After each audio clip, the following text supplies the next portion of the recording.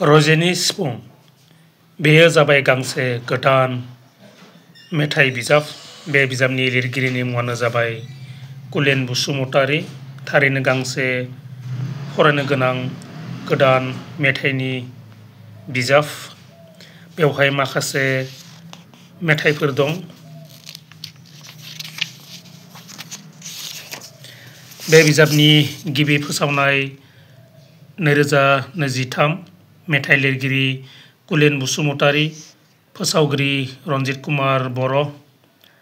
बिजाबनि बेसेनानो जाबाय 350 रां।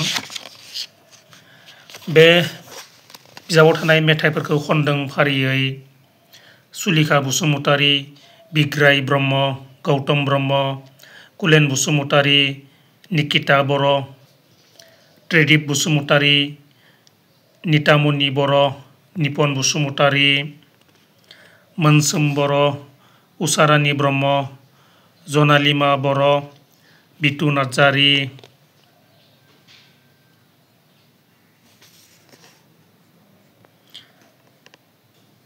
कान्चनिमा स्वर्गियारी, इलिसा बर', जनालि स्वर्गियारी आरो गीताश्री रामसियारि मोना। थारैनो गांसे फरायनो गोनां गोदान मेथाइनि बिजाब। नोंथांमोनाबो फरायनो नाजा। थारैनो बे बिजाबखौ फरायनानै आं जोबोद मोजां मोनदों। बे बिजाबाबो आंनियाव दं।